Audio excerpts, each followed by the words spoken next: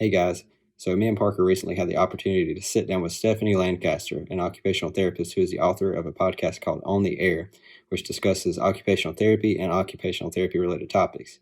We talked about some interesting things related to the field of OT, and we wanted to share with you a clip of our episode.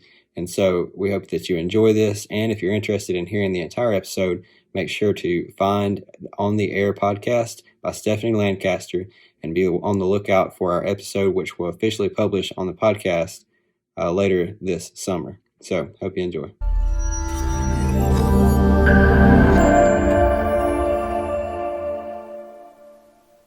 Welcome to you both. Thank you so much for being on the air. Thanks for having us. Yeah, thank you. I'd love to start out and ask about your origin story, how you found your way to our wonderful profession of OT. And Parker, maybe I'll start with you on this one. Okay, sure. My story's a little embarrassing. Mine. So my hand connected with a wall, which led to a fractured fifth metacarpal, which led to surgery, which led to therapy. And, the kind of dominoes fell from there. It didn't take me long once I started in therapy to realize that, hey, I kind of like this and I think I could do this. So I went to my counselor. I was in college when this happened. So I went to my counselor and changed my profession, and here we are. So. Well, I hate to say this, but I'm glad your hand found the wall. That's right. That's right. Worked out well for the rest of the world. Dumb teenage years, but. Yeah, frontal lobe stuff. It's not quite done growing.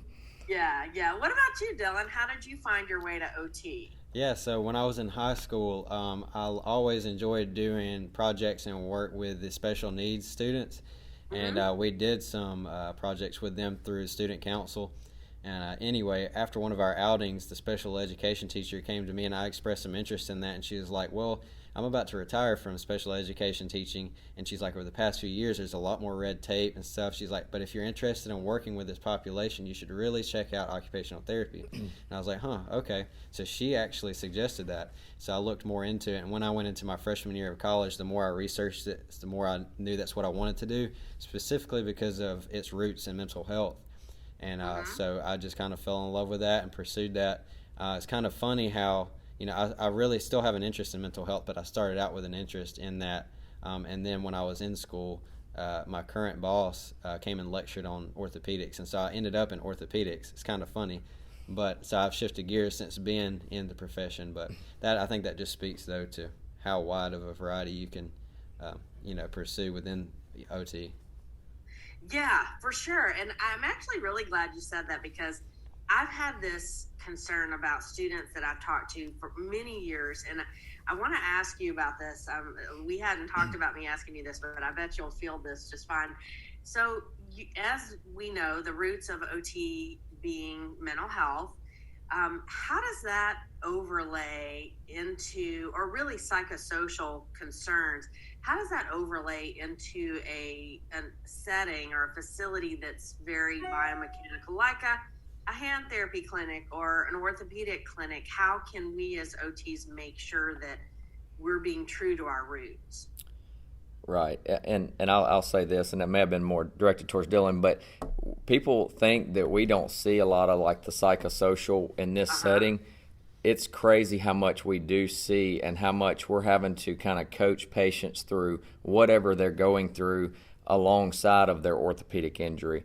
A lot of people, can no longer provide for their family, and that's extremely hard emotionally on them and psychologically. So a lot of that does go into play. So we kind of have to stay on our toes there, and it's not all it's certainly not all just orthopedic injury. So there's a lot that goes on behind the scenes there too. So. Yeah, I would think so. I remember very distinctly a certified hand therapist that came and guest lectured to some course I took in OT school a long time ago. But why I remember it is because it was a patient story about a man who he was working way out by himself in a rural farm, and somebody came and attacked him and ended up chopping off both of his hands Oh, my with goodness. an axe. Mm. It's like something out of a horror movie, isn't it? And so all he had was like an ATV. He had to somehow get on it. I guess he used his elbows or something to, I don't know how he operated it, but he had to drive himself back up to his house and get his wife to call 911 because this was before cell phones. Wow. And he did and he thought to, I don't know if he got his hands or his wife went, but they were reattached. Wow. And that's why he got OT. And I remember him talking about the fact that recovering from the trauma was as big of a deal or as challenging as the physical. And I mean, I was already in OT school, but I thought, well, if I need any more validation that's why I want to be here, here it is. Right. Exactly. Yeah. Wow, that's a crazy So story. what about you, Dylan? How do you, if we're talking to students maybe or new grads who keep thinking, I don't see a lot of psychosocial stuff going on in this clinic, what would you say to that? So I would say look a little closer because there's more going on than you think. And we work in a clinic too, in our particular clinic, we work side by side with PTs, and I've heard them make different comments, and it just kind of speaks to, I guess, their training. They see a lot of the biomechanical aspect of things, and we do too, but some of the comments I hear them make, you can tell there's a difference in how they approach patients, I guess, and that's what's unique to OT is that when you sit across the table with somebody for like 30 minutes or an hour, don't just look at their injury, look past that and just learn who they are as a person. And as you talk to them and you get to know them and you build that rapport, they'll just start to open up. Like, I don't usually have to ask them any questions, and you sit there long enough with them and they just start to like open up and tell you a lot about their life, and you can get an insight into their kind of where they're at mental health wise and everything. I really like what you just said about not having to ask a lot of questions, because I think sometimes I'm guilty of this too, but sometimes we sort of go into interview mode. Like, I'm trying to get this client profile filled out. I need this about, so I'm asking question.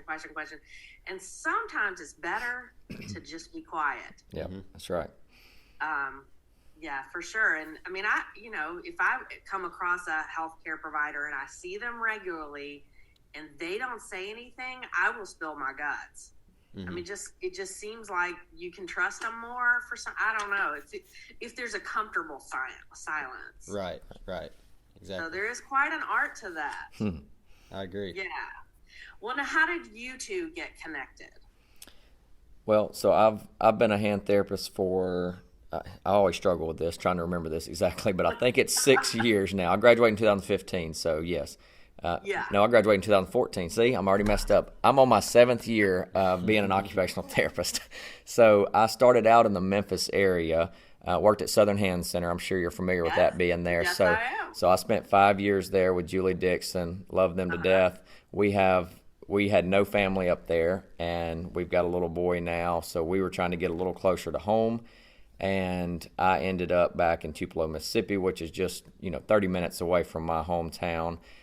So I started working here at Crossroads Rehab about a year and a half ago, and of course Dylan was already working here at that time. So we've been coworkers for about that long. What's your hometown, Parker? Pontotoc, Mississippi.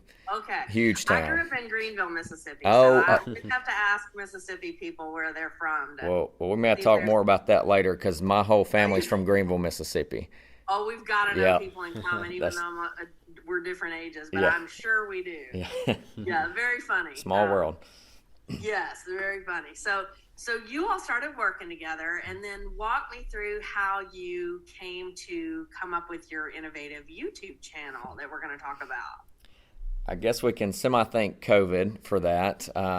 We got bored. Not really, but Dylan actually came to me with an idea that he wanted to possibly start a podcast, which is funny that we're on a podcast right now because so. And he started talking about that, and he started doing a little research. And I think and I don't want to speak for Dylan, but I think at the same time he was thinking about going into this OT program, transition program at Belmont. So I think that kind of just fell by the wayside. And then a few months later, I was like, hey, I've got a friend that's, doing YouTube and doing really well with it. And I was like, I think we could do that. We're in a niche market where we're, very hand therapy related. Of course, we can get into deeper, broader aspects of OT as well. And then he's got the videography skills because he's a wedding videographer on the side. So, so I felt like it was just pretty good fit for the two of us. So. I think it's fantastic. And, you know, I love the OTA partnership angle you guys have got going, and, you know, even putting in the psychosocial mental health stuff and of course, the biomechanics and the other things that you're doing in your experience. I think it's just such a wealth of knowledge for students. Are you guys familiar with OT Mary? Did you ever know about her? I don't think so. Okay, she's an OT. She lives in Southern California, and she has a YouTube channel, and she now is on social media and has a website, otmary.com. And I've kind of gotten to be friends with her at conferences and just over the years. And she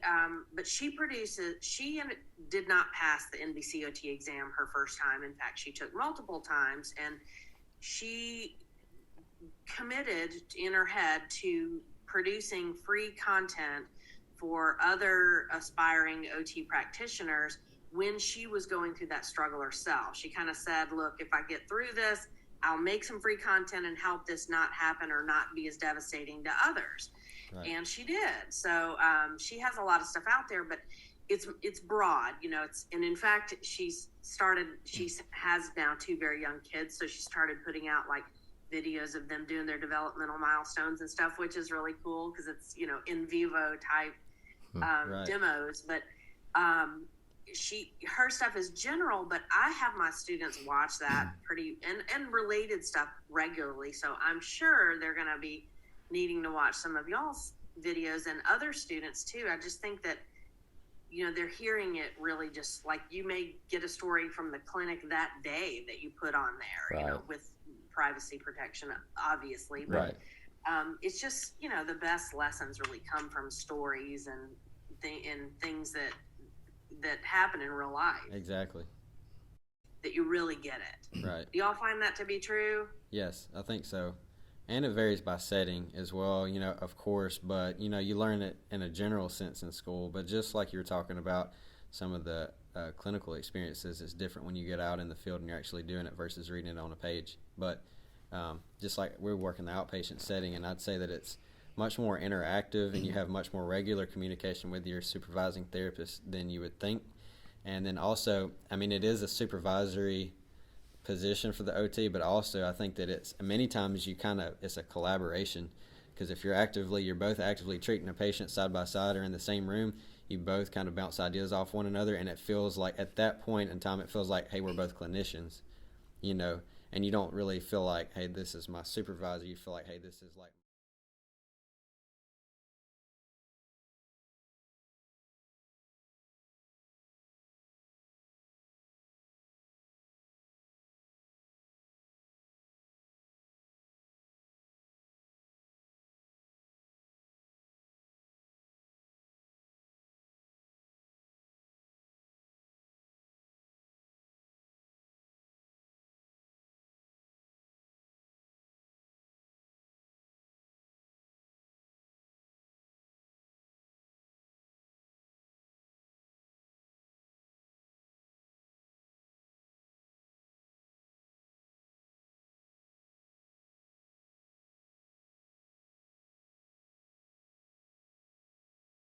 Hey guys, thank you so much for taking time out of your day to watch this video.